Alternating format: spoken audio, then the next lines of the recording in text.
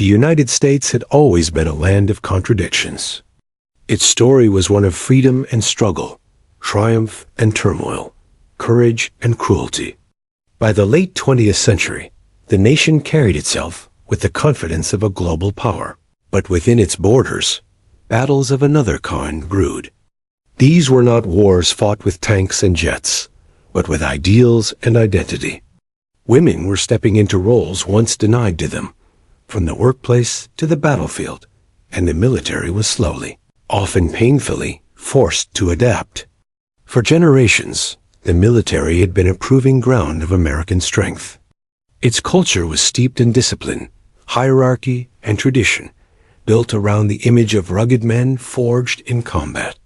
But as the world shifted, so too did the expectations placed upon it. The Cold War had ended, but conflicts still simmered overseas. The United States needed soldiers, not just men, but anyone willing to serve. And with that call came a wave of recruits from backgrounds once excluded, eager to write their names into history. Among them was a young woman from a small town. She had grown up beneath the wide skies of rural America, where the nights were quiet and dreams often stretched further than the horizon. Her father had worked long hours at a factory that was shutting down. Her mother held 2 part-time jobs to make ends meet, and her brothers had already left to chase uncertain futures. For her, the uniform was more than fabric. It was escape, opportunity, and belonging rolled into one. She wasn't naive. She knew the whispers of doubt that trailed women in the armed forces. But those doubts only hardened her resolve. From the moment she signed her enlistment papers, she carried herself differently. Friends from school, some stuck in minimum-wage jobs, others already bound by early marriages and children, looked at her with a mix of envy and disbelief. "You really think they'll take you seriously?" one had asked. She hadn't answered. It wasn't about what they thought. It was about proving to herself that she could stand shoulder to shoulder with anyone. When she arrived at the processing station, reality struck. The halls buzzed with nervous energy, filled with recruits who all carried the same expression: determination laced with fear. Most were men, wide-shouldered and loud, joking crudely to mask their nerves.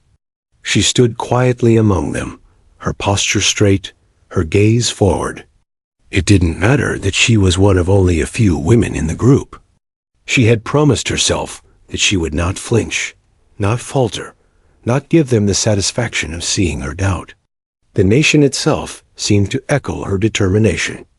America in those years carried an almost restless energy. Wars overseas demanded attention, but so did battles at home, inequality, shifting cultural norms, and the push for recognition of women in spaces long closed to them. Every newspaper carried stories of debates in Congress about gender integration in the military.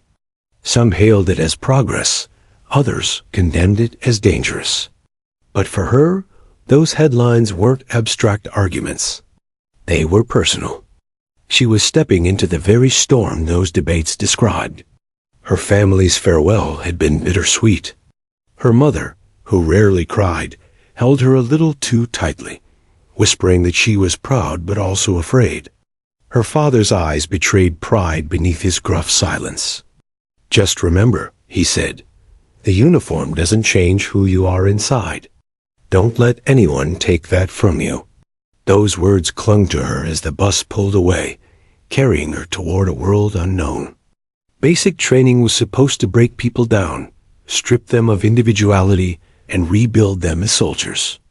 That was the promise written into every drill sergeant's bark, every endless push-up, every mile-long run in the blistering sun. For her, however, the challenge was doubled. She wasn't only fighting fatigue and discipline. She was fighting perception. Each glance cast her way seemed to ask, "Does she belong here?"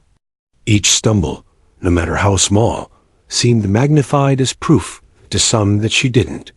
Still, she refused to bend. When blisters tore at her feet, she wrapped them tight and kept running. When her arms shook during push-ups, She gritted her teeth and pressed deeper into the dirt. She wasn't just building muscle, she was building armor. Every drop of sweat, every bruise, every sleepless night was a reminder that she was not here to ask for acceptance. She was here to take it. The barracks became a crucible of whispered doubts and growing respect. Some fellow recruits teased her at first, throwing offhand comments about her strength or stamina. But as days turned into weeks, something shifted. They saw her endure without complaint, outlast without faltering, and rise earlier than anyone else to prepare for the day. Slowly, resentment gave way to admiration. For every person who doubted her, another began to quietly root for her. Yet even in those early days, shadows lurked. Authority in the military was absolute, and not every leader welcomed the presence of women with open arms. Some viewed them as distractions, others as weaknesses. And one sergeant in particular seemed to embody that resistance. He was sharp, uncompromising, and known for his brutal style of leadership. To many, he was simply feared.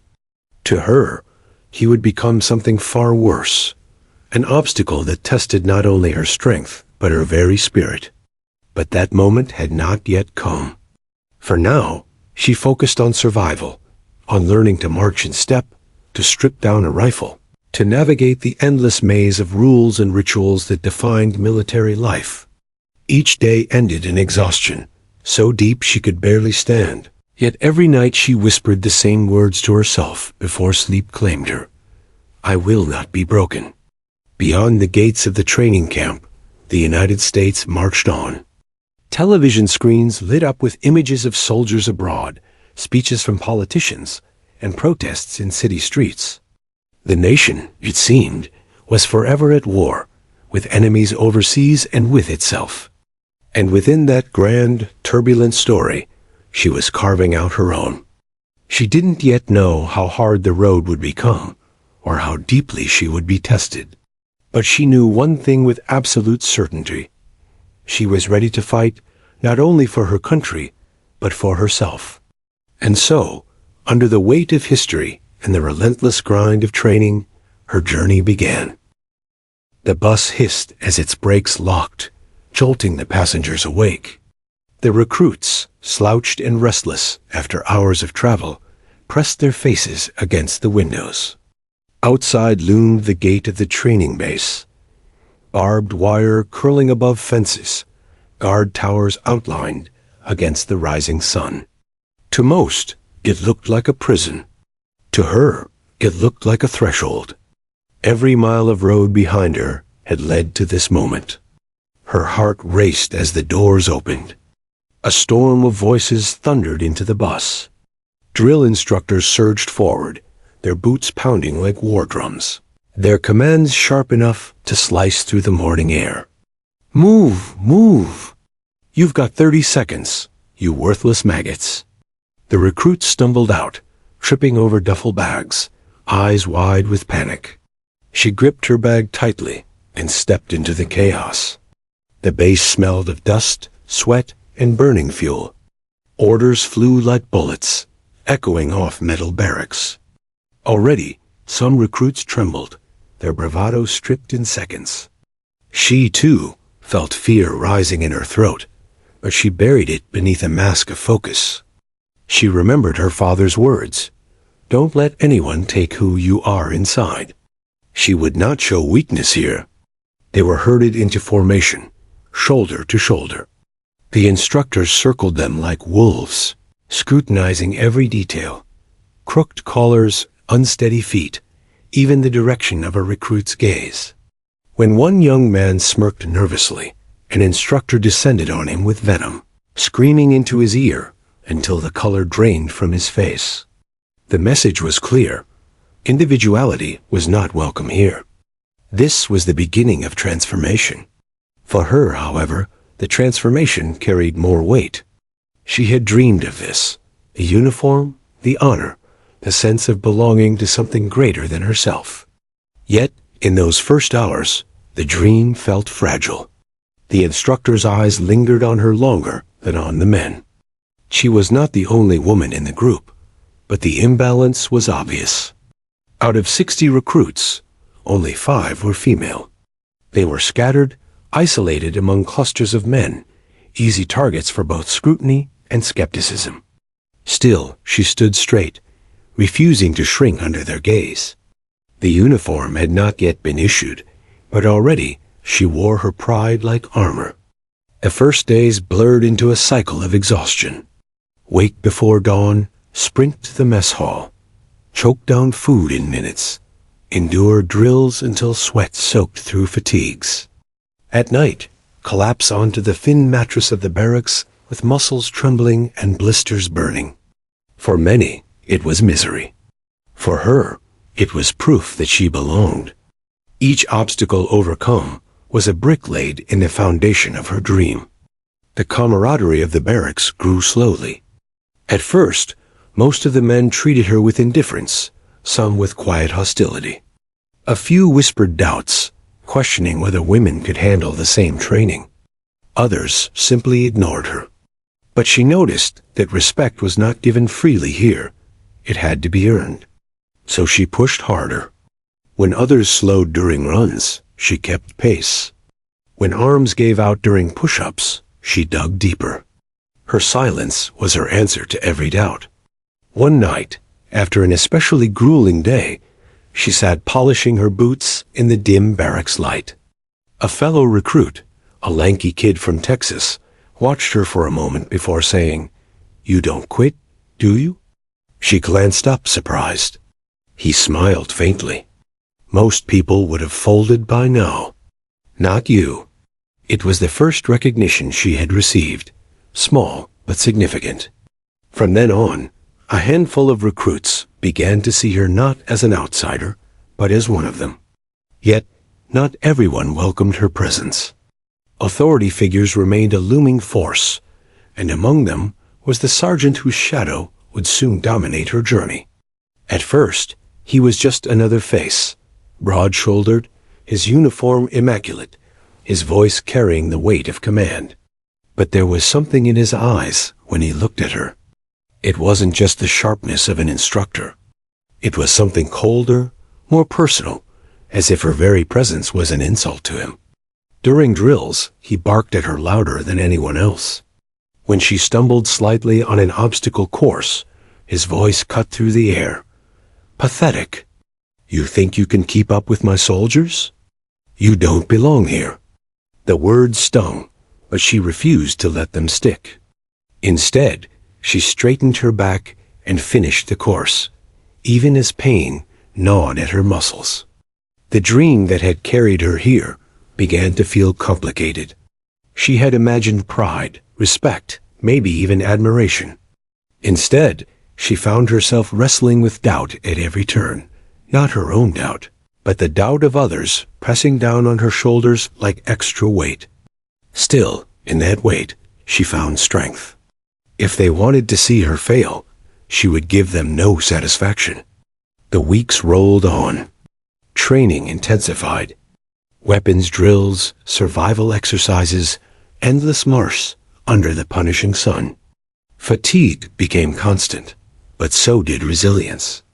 She learned to strip down a rifle blindfolded, to march in unison until the sound of boots hitting the pavement echoed like thunder, to find clarity in chaos. The dream she carried as a recruit was no longer just an idea. It was being forged into reality with every challenge met. But even dreams had shadows. She could feel the sergeant's gaze, following her more closely each day. His words dripped with disdain, his punishments harsher when directed at her. The other recruits noticed it too, exchanging uneasy glances when his voice got sharper than necessary. Some pitied her, others respected her endurance, but none dared interfere. In the military, hierarchy was ironclad. One evening, after another relentless day, she lay in her bunk staring at the ceiling. Around her, the barracks buzzed with low chatter, stories from home, jokes to ease the tension. She remained silent, her mind replaying every insult, every glare. For a moment, doubt flickered. Could she really endure this for months, years? Was her dream worth the constant fight? Then she remembered the faces of her family on the day she left, her mother's proud tears, her father's steady voice. She remembered the promises she had whispered to herself. I will not be broken. And with that, her doubt hardened into resolve. She turned on her side, closed her eyes, and let exhaustion pull her into restless sleep. Tomorrow would bring more trials, more voices shouting, more chances for failure. But tomorrow would also bring another opportunity to prove herself. The dream of a young recruit had not dimmed. It had only begun to sharpen, shaped by fire, tested by resistance. And though she could not yet see it, her path was leading her straight into confrontation, not just with the military's grueling demands, but with the sergeant who would soon become her greatest test. For now, her dream kept her alive. But soon, it would demand a price she never expected. The first time she truly felt the sergeant's eyes on her, it was like stepping into the path of a predator. He was not the loudest among the drill instructors, though his voice could carry like a crack of thunder when he chose. What made him terrifying was not his volume, but his precision. He watched the recruits with an intensity that peeled away excuses, spotting weakness before it could hide. And for reasons she did not yet understand, his gaze landed on her more than anyone else. The sergeant had been in uniform longer than some recruits had been alive. His chest bore ribbons that testified to service in deserts and mountains far from home. To the men under him, he was a figure to be both feared and admired, a living embodiment of the old military order. But to her, he quickly became something else entirely, a shadow that followed her into every drill, every formation, every quiet moment when she thought she might breathe without scrutiny. It began subtly. During a run, he called her out for lagging, though she was in the middle of the pack. On the obstacle course, he barked her name when she hesitated for less than a second, even though others stumbled far worse. At first, she brushed it off. Drill instructors thrived on pressure, and maybe this was simply her turn under the fire. But soon, the pattern became undeniable.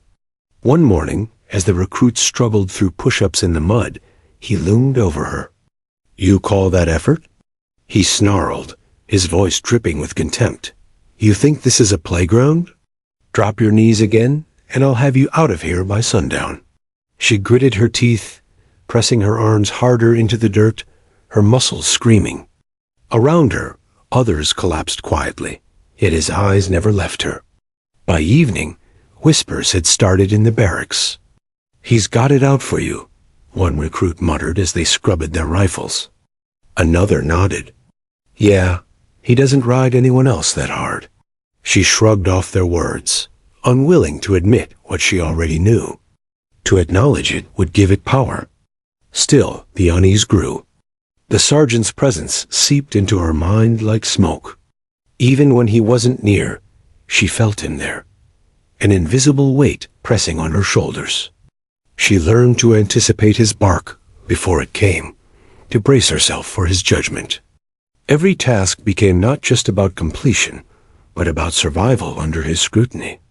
Yet, with every insult, something inside her shifted. Fear turned slowly into defiance. If he wanted her to break, she decided, then breaking would not be an option. She trained harder, pushing herself beyond exhaustion. When others sneaked a moment of rest, she stayed sharp. Her body grew leaner, tougher, her reflexes sharper. The sergeant's cruelty, though meant to diminish her, was forging her into steel. But defiance came at a cost. The recruits around her began to divide. Some respected her resilience, quietly cheering her on when she held her ground. Others resented the attention she drew, fearing his wrath might spill over onto them. Tension simmered in the barracks, unspoken but heavy. One night, after lights out, the Texas recruit whispered across the bunks, "He doesn't hate you because you're weak. He hates you because you scare him." She didn't answer, but the words lingered in her mind. Could it be true? Was his fury not about her failures, but about her refusal to fail? The next morning, the sergeant proved just how far he was willing to push. They were ordered onto the parade ground for inspection. Every recruit stood rigid, uniforms crisp, boots polished to a mirror shine. He stalked down the line, his boots clicking against the pavement. When he stopped before her, the silence was deafening. He inspected her uniform with surgical precision, then leaned in close. "You think you're proving something?" he murmured, his voice low enough only she could hear. "You're proving nothing. You don't belong here, and I'll make sure you don't last." His words, laced with venom, were sharper than any shouted insult. For the first time, she felt a chill run down her spine. Still, she held her gaze forward, unflinching. That tiny act of defiance, refusing to meet his eyes, refusing to show fear, was her victory. He moved on, but the damage lingered. Day by day, the sergeant's shadow grew longer.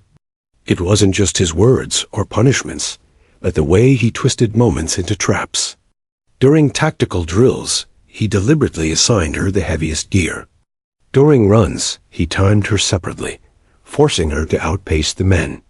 If she succeeded, he sneered that she was showing off. If she faltered, he barked that she was weak. There was no winning.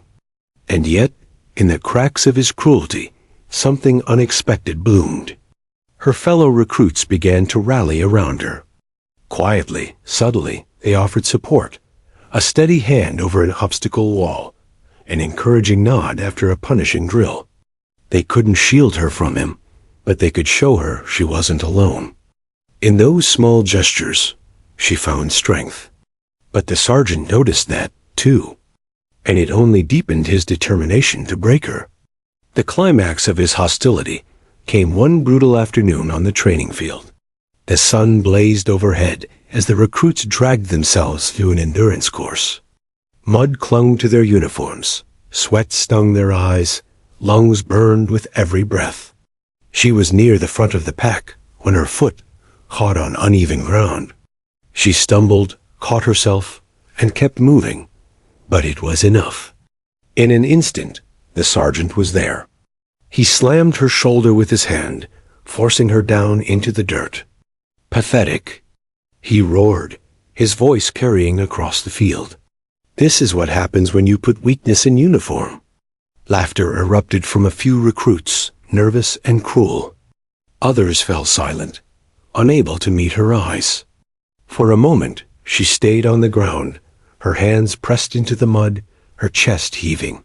Humiliation scorched through her veins, hotter than the sun above. She could have stayed down. She could have accepted his judgment. But something inside her rebelled.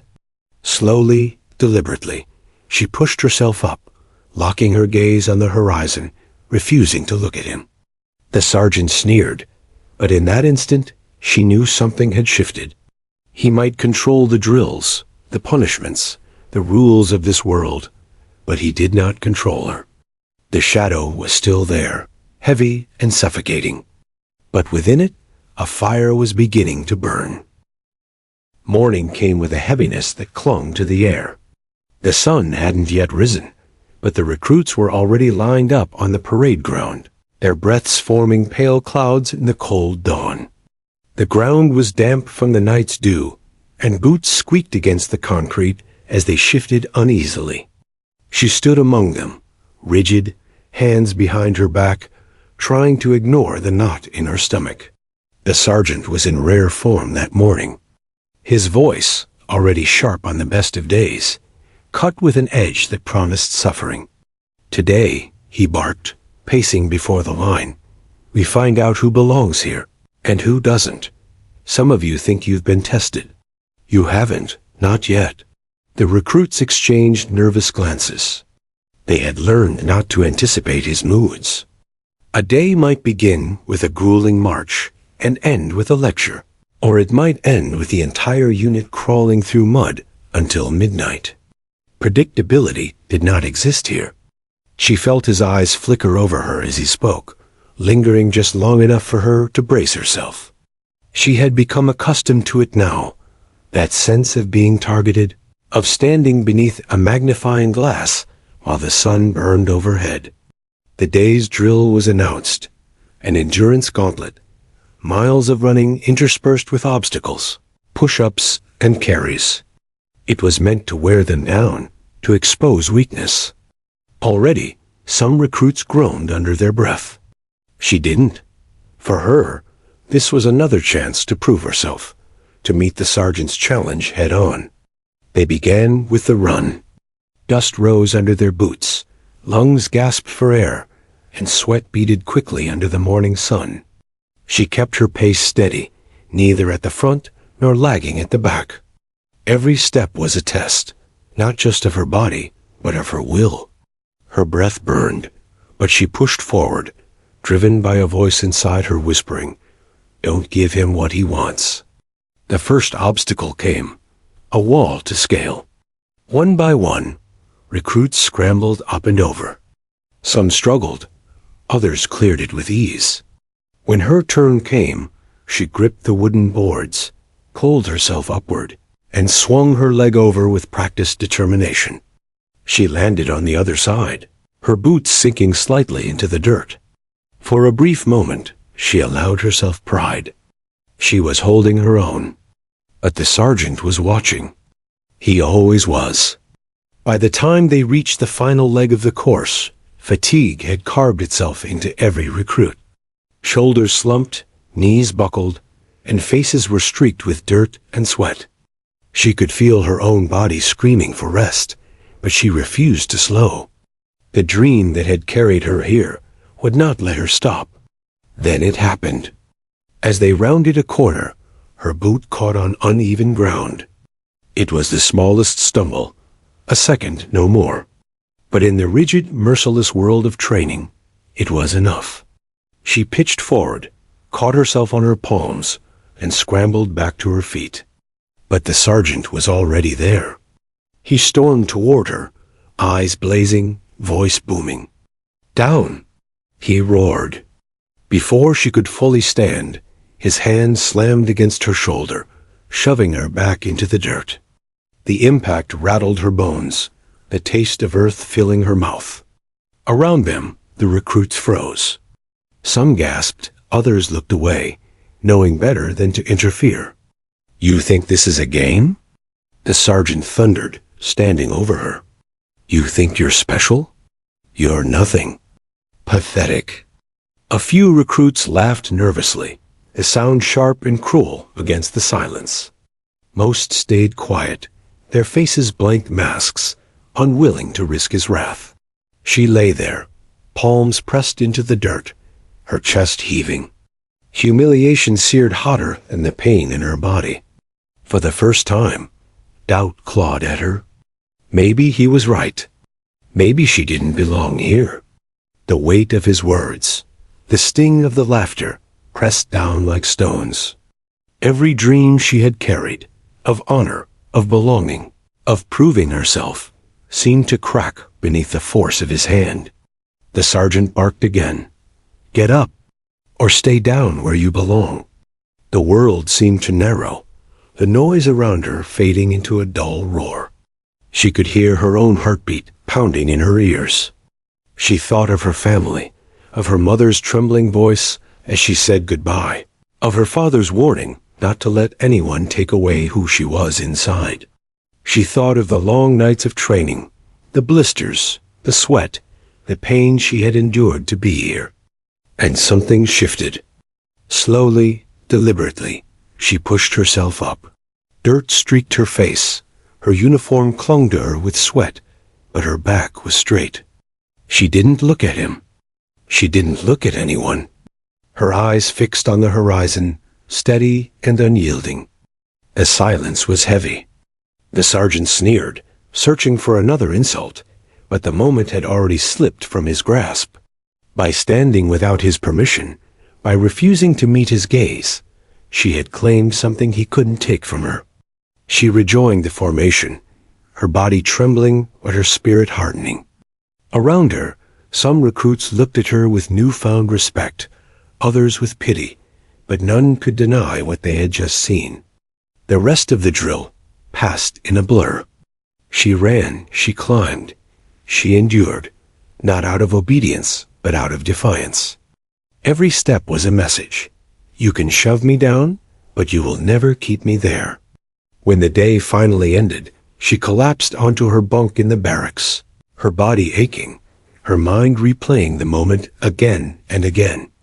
Shame lingered, but beneath it was something stronger, a spark that refused to die. The breaking point had come, but it had not broken her. It had revealed the fire waiting beneath the surface. And though she didn't yet realize it, the sergeant's attempt to humiliate her had only set the stage for his own downfall. The barracks were quiet that night, but inside her chest, a storm raged. She lay on her back staring at the dim ceiling, the echo of the sergeant's voice replaying endlessly in her head. Pathetic, weak, you don't belong here. Each word clung like barbed wire, cutting deeper the more she replayed them. Around her, the other recruits had drifted into uneasy sleep, their breaths steady, their snores rattling softly. But for her, sleep refused to come. She closed her eyes, willing herself to rest. But the image returned, her face pressed into the dirt, laughter ringing in her ears, the sergeant towering above her. Shame burned hot in her veins, sharper than any physical ache. For the first time since she arrived, she questioned if she could endure. But then another image surfaced. Her mother's tearful embrace, her father's stern voice. Don't let anyone take who you are inside. She thought of the nights she had stayed awake studying, the long hours she had worked at a diner to save money, the years she had been told, you can't, only to prove she could. That memory rose like a flame, flickering at first, then steady. Humiliation had cut her down, yes, but it had also uncovered something deeper, a fire that would not be extinguished. By the time dawn crept over the horizon, she had made her decision. If the sergeant wanted to break her, he would have to work harder, much harder. That morning, she woke before the bugle. While the others stirred grudgingly in their bunks, she was already lacing her boots. She slipped outside into the cool pre-dawn air, the sky painted in pale shades of gray and pink. The field was silent except for the whisper of wind. She dropped to the ground and began push-ups. Her arms ached instantly, but she pushed through, each rep a defiant whisper. I belong here. One belong here. When the official drills began hours later, her muscles screamed, but she stayed sharp. She ran with a steadier pace, shouted her responses louder, and attacked every obstacle with renewed intensity. The sergeant's voice still cut at her, but now it was different. His insults no longer sank into her bones. They bounced off the armor she was building inside herself. Day by day, she pushed harder.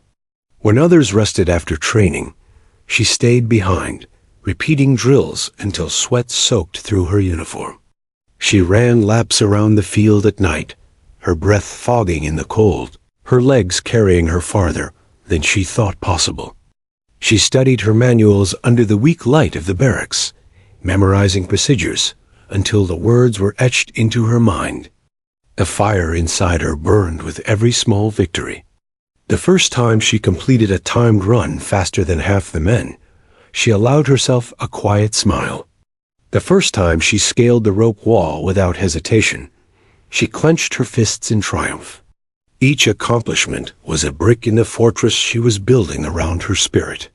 The other recruits began to notice. At first, it was curiosity, sidelong glances as she continued training after hours, whispers of surprise when she refused to collapse during the most grueling drills. Then it became respect. The Texas recruit, who had been one of the first to acknowledge her grit, clapped her shoulder after a long march. Damn, he said, you've got more in you than half of us. Respect spread slowly, like embers catching fire. A nod here, a word of encouragement there. Soon, recruits who had once doubted her began quietly rooting for her. They followed her pace during runs, borrowed her determination when theirs faltered. She hadn't set out to inspire them, but her fire had become contagious. The sergeant noticed, too. His eyes narrowed whenever she excelled. His voice dripped with venom when he barked her name. No matter how well she performed, he found fault. If she completed a drill quickly, he accused her of showing off. If she stumbled once, he pounced with fury. His efforts to humiliate her only grew more desperate. But what he didn't realize was that his cruelty had backfired. The harder he pushed, the stronger she became. His words no longer tore her down. They fueled her resolve. Each insult was fuel tossed into her fire, burning hotter, brighter. One evening, after a particularly brutal day, the recruits collapsed onto their bunks, groaning in exhaustion. She, too, felt her body ache, every muscle screaming for rest. But instead of lying down, she stood and grabbed her boots again. "Where are you going?" one recruit asked, half asleep. "Training," she said simply. A few laughed weakly, shaking their heads. But one by one, they began to rise. The Texas recruit joined her first, then another, then another. Soon, a small group was outside with her, running laps under the stars. What had begun as her private rebellion had become something larger. The sergeant saw them the next morning. His scowl deepened, his orders harsher. But the recruits carried themselves differently now. They weren't broken. They weren't afraid. And at the center of it all was her, the woman he had tried to crush. That night, as she lay in her bunk, sweat still drying on her skin, she allowed herself to smile. She wasn't just surviving anymore. She was growing. The fire inside her, once sparked by humiliation, now burned bright enough to guide others. The sergeant's shadow still loomed, but it no longer consumed her. It only sharpened the flame. And deep down, she knew, the fire inside her was just beginning. The morning of the exercise dawned heavy with tension. The recruits stood in formation, their uniforms damp from the night's humidity, rifles slung over their shoulders. The sergeant paced before them, his boots striking the ground like war drums. His eyes were cold and sharp, his voice biting as he barked orders. "This is no drill," he said. "This is war. Out there, hesitation will get you killed. Today, we separate the soldiers from the dead weight." His gaze flickered briefly to her, a deliberate pause, before snapping away. She felt the weight of that glance settle on her shoulders, but it no longer crushed her. Instead, it stoked the fire in her chest. She stood tall, eyes fixed forward, jaw set. She had endured his worst, and she was still here. More than that, she was ready. The recruits were divided into squads. Each would navigate a simulated battlefield, wooded terrain filled with hidden obstacles, ambush points, and timed objectives. The exercise demanded strategy, teamwork, and endurance. Success depended on leadership. And that was where the sergeant had planned his final test. He placed her in a squad with the weakest recruits, those who lagged behind in drills, those who struggled under weight. It was, everyone knew, a setup for failure. The sergeant's smirk said as much. "Let's see you shine now." His eyes seemed to sneer. The whistle blew, and the squad scattered into the trees. Her group stumbled almost immediately. One recruit dropped his gear, another tripped on a root, panic flashing in his eyes. The sounds of simulated gunfire echoed through the wood's blank rounds, but loud enough to rattle nerves. Confusion rippled through the squad. She could feel the old fear clawing at her throat, the memory of being shoved into the dirt. But she forced it down. She refused to let history repeat itself. "Eyes up." She barked, louder than she had ever spoken before. Form up now. The recruits froze, startled. Something in her voice cut through the chaos. Not desperation, but command. They regrouped clumsily, eyes turning to her. She saw it then. The unspoken question. What now? She didn't hesitate. 2 on point, she ordered, pointing to the front. You cover left, you cover right. Keep spacing tight. We move on my signal. Her words came fast, confident, certain. For weeks she had studied tactics in the dim light of the barracks. For weeks she had run drills alone under the stars. Now every ounce of preparation surged to the surface. They moved. At first awkwardly, but then with rhythm. She set the pace, sharp and steady. When simulated gunfire cracked from the left, she dropped to the ground and signaled for cover. The squad followed instinctively. They advanced, not with fear, but with focus. For the first time, she wasn't just surviving, she was leading. Minutes turned into an hour. Sweat dripped down her spine, her legs ached, but she pushed them forward. They scaled obstacles, crossed streams, and outmaneuvered ambushes. Every time doubt flickered in their eyes, she met it with fire in her own. We've got this. Keep moving. By the time they reached the final objective, her squad, the squad that wasn't supposed to make it, was ahead of 2 others. The recruits, once scattered and timid, now moved like a unit.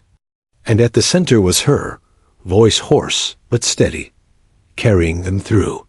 From a ridge overlooking the field, the sergeant watched. His jaw tightened, his hands clenching behind his back. He had expected failure. Instead, he saw something that unsettled him, his authority unraveling. The recruits weren't looking to him for direction anymore. They were looking to her. The final task was the hardest, securing a position against a simulated enemy force. Blank rounds thundered as smoke grenades hissed, filling the air with a choking haze. Her squad hesitated, fear threatening to seize them. She dropped to one knee, eyes scanning the chaos. We flank left, she shouted. Move with me now. Without waiting, she charged forward, cutting through the smoke. For a heartbeat, there was silence. Then, one by one, the recruits followed. They surged behind her, their fear drowned by the certainty in her stride. Together, they stormed the objective, overwhelming it with precision and grit. When the final whistle blew, her chest heaved with exhaustion. Dirt streaked her face, sweat clung to her skin, but her eyes burned bright. Around her, the recruits collapsed into laughter and cheers, slapping each other's backs. Against all odds, they had not just survived, they had triumphed. The sergeant descended from the ridge, his face unreadable. The recruits straightened instinctively, but their eyes still flickered toward her. The unspoken truth hung heavy in the air. Today, she had led them, not him. He stopped in front of her, his shadow falling over her. For a long moment, silence reigned. His eyes searched hers, perhaps looking for fear, perhaps for weakness. He found neither. You got lucky, he growled finally, his voice low enough that only she heard. Don't think this changes anything. But it already had. As he turned away, she felt it not just in herself, but in the recruits around her. The shift was quiet, invisible to anyone not looking for it, but undeniable. The sergeant's grip had cracked. His humiliation had begun, though he would never admit it. That night in the barracks, the recruits replayed the exercise in hushed voices. They spoke of her commands, her courage, her fire. The Texas recruit grinned and said what everyone was thinking. You led us better than he ever has. She didn't bask in it, didn't gloat. She simply sat on her bunk, exhaustion washing over her, a small knowing smile on her lips. She had snapped free not from the army, but from the sergeant's hold over her. For the first time, she wasn't just proving herself to survive. She was proving herself to lead. And deep down, she knew this was only the beginning of his fall. The camp was quieter than usual that morning. Whispers ran through the barracks like electricity, subtle but unmistakable. Word had spread about yesterday's exercise. The squad that was supposed to fail had not only survived but excelled. Led by the recruit, the sergeant had targeted relentlessly. Among the recruits, admiration for her had grown, almost tangible, forming a bond that even the rigid walls of authority could not suppress. The sergeant noticed it immediately. As he strode onto the parade ground, boots clacking with practiced authority, he searched the crowd, looking for the deference he had always commanded. But his eyes betrayed something he would never admit: uncertainty. Where there had once been unquestioned obedience, now there was hesitation, even resistance. He called the recruits to line up for inspection. Each soldier straightened instinctively, eyes forward. She stood among them, chest high, uniform slightly dirty from yesterday's drills, hair escaping her bun in wisps around her face. She looked every bit like the soldier he had tried to break, strong, capable, unflinching. As he passed down the line, he barked at each recruit, nitpicking small errors, as he always did. But his usual dominance seemed to falter when he reached her. Her posture was perfect. Her eyes met his calmly. There was no flinch, no sign of fear. He opened his mouth, then closed it again, searching for words sharp enough to wound, but unable to find them. The other recruits noticed. They had watched his treatment of her for weeks, seen the cruelty he tried to cloak in authority. And now they were beginning to see the cracks. Quietly, the balance of power had shifted. Respect was no longer automatic for the sergeant. It was earned. And she had earned it, despite his attempts to humiliate her at every turn. He moved on down the line, hands tight at his sides, jaw clenching. But the damage had been done. The confidence he had wielded like a weapon against her had begun to erode. The day's drills were punishing. Long runs, obstacle courses, tactical exercises designed to push the soldiers to the edge. Normally, the sergeant would dominate every task, barking commands, mocking mistakes, reinforcing his control. Today, however, his presence felt different, heavier, strained. He shouted, but his words lacked their usual power. The recruits listened, yes, but there was an undercurrent of doubt, a quiet rebellion in the way they moved, in the brief glances they exchanged with her. During the obstacle course, he attempted to assert his dominance as always, singling her out for extra laps. But this time, she did not flinch. She met the challenge with discipline and determination, completing each obstacle faster, more efficiently than most of the men. Around her, the recruits began to mimic her pace, their confidence buoyed by her example. By midday, the tension had reached a boiling point. The sergeant called for a team-based simulation. Squads were to complete a coordinated assault through a maze of wooded terrain. He assigned her to lead a squad again, this time one of the stronger teams, not as a test of her leadership, but to set her up for failure, confident he could embarrass her in front of the unit. The recruits shuffled uneasily into position. The sergeant's glare was sharp, his words clipped. Follow orders. Fail, and you'll answer to me. Understand? His voice was designed to cut, to intimidate. She nodded, not in fear, but in readiness. From the whistle, the exercise began. Her squad moved quickly, efficiently, with a rhythm that came from months of preparation and perseverance. She communicated clearly, signaling changes in strategy as the terrain shifted, guiding them through traps and obstacles with precision. Every decision was deliberate. Every command was confident. Meanwhile, the sergeant attempted to intervene.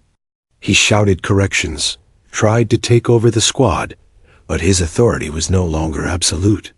His words, meant to intimidate, carried no weight. The squad hesitated only briefly, enough for him to notice, and then followed her lead without question. The realization struck him like a blow. He was no longer in control. The final challenge was the most grueling, securing a fortified position while simulating enemy fire. The recruits, exhausted from hours of running and climbing, were tested not just physically, but mentally. Panic began to ripple through the squad until she took charge. "Form up," she shouted, voice cutting through the chaos. "We move together. Eyes sharp. Follow my lead." Her squad moved with confidence and precision, executing the maneuvers she called out. Each recruit instinctively trusted her judgment, following her every command. And as they reached the fortified position ahead of the other teams, the sergeant's expression darkened. He had prepared this scenario countless times. No one had ever finished it with such speed and coordination, certainly not under her leadership. When the final whistle blew, the outcome was undeniable. Her squad had completed the exercise flawlessly, while other squads struggled to catch up. Cheers erupted among the recruits, not for the sergeant, but for her. They slapped each other's backs, smiled, and acknowledged her with quiet nods of admiration. The power dynamic had shifted. The sergeant stood in stunned silence for a moment, absorbing the defeat. He had intended humiliation. He had expected obedience. Instead, he had witnessed a complete reversal. She had not only survived his tests, she had outperformed him, commanded respect, and solidified her influence over the unit. Humiliation, slow and deliberate, began to etch itself across his features. The recruits watched with barely contained surprise. This man, who had seemed invincible in his authority, was unraveling before them. The whispered stories of his cruelty and dominance were being rewritten, not by insubordination, but by the undeniable skill, resilience, and leadership of the very recruit he had tried to destroy. By the time the day ended, it was clear to everyone. His control was broken. The sergeant, once untouchable, now carried a shadow of uncertainty in his posture, a flicker of fear behind his eyes when he looked at her. She had transformed from target to leader, from victim to symbol of strength. That evening, the barracks buzzed with quiet conversations. The recruits discussed strategies, shared stories of endurance, and acknowledged her guidance with respect that no drill instructor could command. The atmosphere had shifted. The hierarchy still existed, but it was no longer absolute. It was tempered by merit and courage. The sergeant retreated into silence, attempting to regain his composure. But the seed of his humiliation had been planted. Even in private, his thoughts returned to the events of the day, twisting his pride into frustration. The recruit he had tried to break had not only survived, but she had exposed his limitations. For her, the moment was bittersweet. She had proven herself and gained the respect of her peers. But she also understood the fragility of authority, the subtle dangers that still lingered. The fight was not over. The shadows remained. Yet within her, the fire burned brighter than ever, tempered by experience and resilience. She had turned humiliation into strength, cruelty into motivation, and doubt into determination. The sergeant's authority had crumbled, not through rebellion, but through the undeniable proof of her capability. By nightfall, she lay in her bunk, exhausted yet victorious. Around her, whispers of admiration filled the room. For the first time, she slept without fear, without doubt. The fire inside her had grown into a blaze, visible to all who had witnessed her journey. And as the camp settled into silence, one thing was clear. The sergeant's shadow had fallen, and she had emerged unbroken, unyielding, and undeniably strong. The sun rose over the base with a kind of clarity that seemed almost symbolic. Light glimmered across the parade ground, glinting off polished boots and rifles. The day was crisp, carrying a scent of dew and distant pine. For the recruits, it was just another morning of training, yet for her, It marked the culmination of months of struggle, endurance, and quiet rebellion. Since the fateful exercise that had shattered the sergeant's authority, life at the camp had changed. She was no longer merely a recruit enduring the rigors of basic training. She had become a symbol. Among her peers, whispers of admiration circulated freely. Recruits who had once doubted her now sought her guidance, subtly deferring to her decisions in group drills. Even those who had remained silent observers could not ignore the confidence she radiated. The sergeant, whose once absolute dominance had been fractured, watched silently. He barked commands as required, but the energy had shifted. Authority no longer flowed from intimidation alone. It now carried an unspoken acknowledgement of her capability. There were no public admissions, no smiles of approval, yet the tilt of his shoulders, the occasional glance, betrayed his recognition. She had outlasted him, outperformed him, and in subtle ways, transformed the very atmosphere of the unit. Today was the final evaluation, a test of endurance, strategy, and leadership. Teams were assigned tactical maneuvers designed to simulate real combat conditions. Every recruit knew the stakes. The instructors watched closely, eyes sharp for mistakes. Yet beneath the tension, a quiet excitement hummed among her squad. They trusted her implicitly, aware that her judgment, once honed under the pressure of humiliation and relentless training, could guide them to success.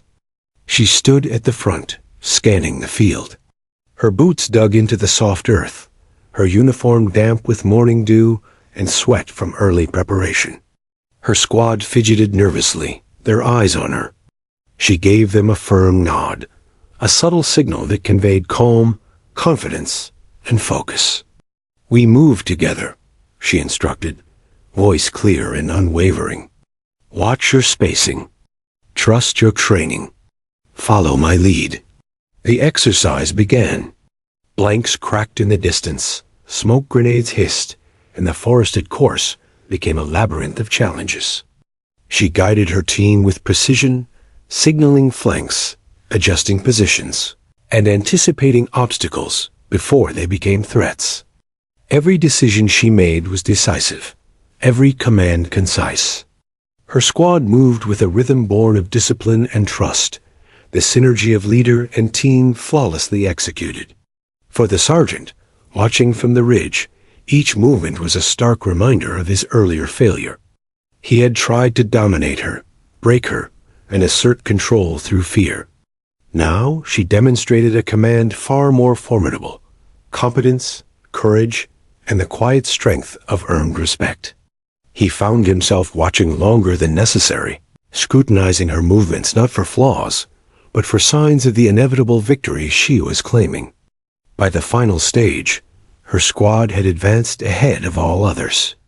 They were the first to secure the simulated objective, neutralize threats, and report their success.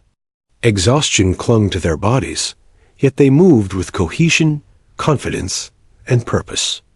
Around them, other squads lagged behind, struggling to match their speed and precision. When the whistle blew, signaling the end of the exercise, the field erupted with reactions. Some recruits cheered openly, others clapped quietly, and all eyes eventually turned toward her.